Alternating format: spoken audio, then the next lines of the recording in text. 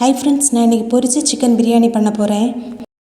Chicken முந்தின நாள் night எடுத்ததுனால அப்போவே நான் க்ளீன் பண்ணி மசாலா தடவி ஃப்ரிட்ஜுக்குள்ளே வச்சுட்டேன். பிரியாணி பண்ணக்கூடிய அன்னைக்கு எடுத்தோன்னா ஒரு 2-3 மணி நேரத்துக்கு முன்னாடி மசாலா தடவி வச்சிடலாம். நான் இதில் என்னென்ன மசாலா சேர்த்துருக்கேன்னா மல்லிப்பொடி, மிளகாய் பொடி, மஞ்சள் பொடி, கரம் மசாலா பொடி, 2 ஸ்பூன் சிக்கன் 65 பொடி, இஞ்சி பூண்டு பேஸ்ட்டு, பாதி லெமன், 2 ஸ்பூன் தயிர், தேவையான அளவு உப்பும் சேர்த்துருக்கேன். பிரியாணி பண்ணுறதுக்கு முன்னாடி இந்த சிக்கனை பொரித்து எடுத்துடலாம். சிக்கன் தடவி வச்ச பிளேட்டில் அந்த மசாலா தண்ணி இருக்குது. அந்த மசாலா தண்ணியை தூர விட வேண்டாம், அப்படியே இருக்கட்டும்.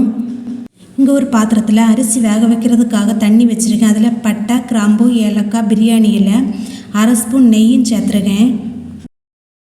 நான் இன்றைக்கி பொன்னி அரிசியில் தான் பிரியாணி பண்ண போகிறேன். அது கொஞ்சம் வேகிறதுக்கு நேரம் ஆகும். அதனால தான் ஃபஸ்ட்டே நான் அரிசியை வேக வைக்க போகிறேன். இப்போ தண்ணி கொதிச்சுட்டு அரிசியை போட்டுட்டேன். கொஞ்சமாக பரலுப்பும் இதில் போட்டிருக்கேன். அரிசி அப்படியே இருந்து வேகட்டும். ஒரு 3/4 அளவு வெந்தால் போதும். அது வரைக்கும் வேகட்டும். சிக்கன் பொரித்து எடுத்துட்டேன். இனி பிரியாணி பண்ணுறதுக்காக ஒரு பாத்திரத்தை அடுப்பில் வச்சு அதில் கொஞ்சம் நிறையவே எண்ணெய் விட்டுருக்கேன். எண்ணெய் நல்லா சூடான பிறகு நான் 3 பெரிய வெங்காயம் ஸ்லைஸாக கட் பண்ணி வச்சுருக்கேன். அதில் ஒரு கைப்பிடி அளவு எடுத்து அந்த எண்ணெயில் போட்டு பொரித்து எடுக்கலாம். வெங்காயம் நல்லா பொரிஞ்சு வரட்டும்.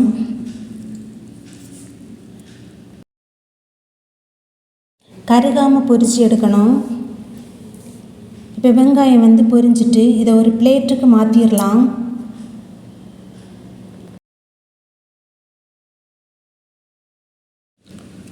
இப்போ ஒரு பிளேட்டுக்கு மாற்றிட்டேன். இனி அதே எண்ணெயில் கொஞ்சம் முந்திரி பருப்பு எடுத்து அதையும் பொரித்து எடுத்துடலாம். முந்திரி பருப்பும் பொரிஞ்சிட்டு அதையும் ஒரு பிளேட்டுக்கு மாற்றிட்டேன். இப்போ இந்த பாத்திரத்தில் நிறைய எண்ணெய் இருக்குது. அதனால் கொஞ்சம் எண்ணெயை நான் எடுத்துட்டேன். இனி மீதம் இருக்கக்கூடிய எண்ணெயில் பட்டை, கிராம்பு, ஏலக்காய், கல்பாசி, ஸ்டார் அனீஸ், ஒரு பிரியாணியிலையும் போட்டிருக்கேன். இது பொரிஞ்சு வந்த உடனே கட் பண்ணி வச்சிருக்கூடிய வெங்காயத்தை சேர்த்துடலாம். வெங்காயத்தை நல்லா வதக்கி விடணும். கூடவே 3 பச்சை மிளகாவும் கட் பண்ணி போட்டிருக்கேன். எப்போவுமே பிரியாணிக்கு வெங்காயம் நல்லா வதங்கி வரணும். அப்போ தான் டேஸ்ட்டு நல்லா இருக்கும். வெங்காயம் நல்லா வதங்கி பொன்னிறம் ஆயிட்டு இப்போ 1 ஸ்பூன் அளவு இஞ்சி பூண்டு சேர்த்துருக்கேன். அதையும் நல்லா வதக்கி விட்டுடலாம். இனி 2 பெரிய தக்காளி கட் பண்ணி வச்சுருந்தேன். அதையும் சேர்த்துட்டேன். இதையும் நல்லா வதக்கி விட்டுடலாம்.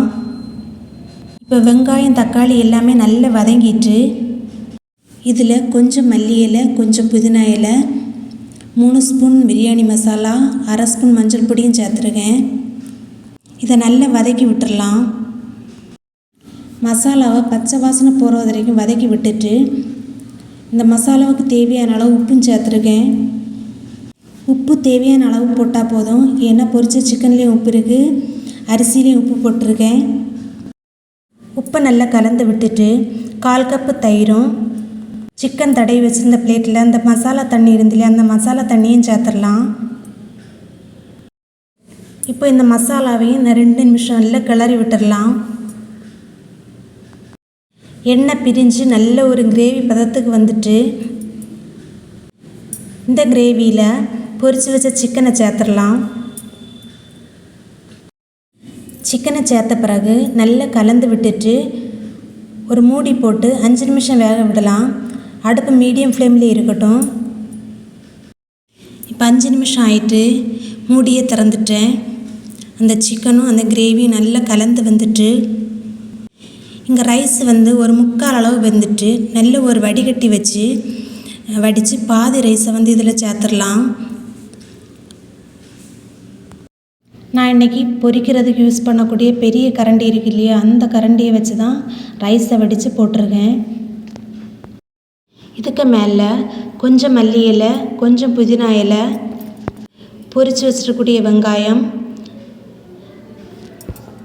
கொஞ்சம் முந்திரி பருப்பு, 1 ஸ்பூன் அளவு நெய்யும் விட்டுருக்கேன். இனி திரும்பவும் ரைஸை போட்டுடலாம். நான் மீதி இருக்கக்கூடிய ரைஸை எல்லாம் மொத்தமாக வடித்து அதில் போட்டுட்டேன். இதுக்கு மேலே மீதி இருக்கக்கூடிய மல்லி இலை, புதினா இலை, பொரிச்சு வச்ச வெங்காயம், முந்திரி பருப்பு, 2 ஸ்பூன் அளவு நெய்யும் சேர்த்துருக்கேன். இப்போ பார்க்கவே கலர்ஃபுல்லாக சூப்பராக இருக்குது. டேஸ்ட்டும் ரொம்ப நல்லா இருக்கும். இனி மூடி போட்டு ஒரு 15 நிமிஷம் சிம்மில் வச்சு வேக விடலாம். இப்போ ஒரு 15 நிமிஷம் ஆயிட்டு மூடியை திறந்து பார்த்தேன். நல்ல வாசனையோட சூப்பரான பொரிச்ச சிக்கன் பிரியாணி வந்து ரெடி ஆயிட்டு. பார்க்குறதுக்கே நல்லா இருக்குது. பாசுமதி அரிசியில் தான் பண்ணணும்னு இல்லை, பொன்னி அரிசியில் கூட இதை பண்ணலாம். அடியில் கொஞ்சம் கூட பிடிக்கல. ஒரு ஸ்பூனை வச்சு ஒரு சைட்லேருந்து பிரியாணி எடுத்து அப்படியே பிளேட்டில் வச்சுருக்கேன். பீஸும் அந்த கிரேவியும் அந்த ரைஸும் எல்லாம் கலந்தப்படி பார்க்கவே கலர்ஃபுல்லாக சூப்பராக இருக்குது. என்னோடய பிள்ளைங்க வந்து விரும்பி சாப்பிட்டாங்க. நீங்களும் உங்கள் குழந்தைகளுக்கு செய்து கொடுங்க. இது வந்து ரொம்ப கஷ்டம் இல்லை செய்கிறதுக்கு.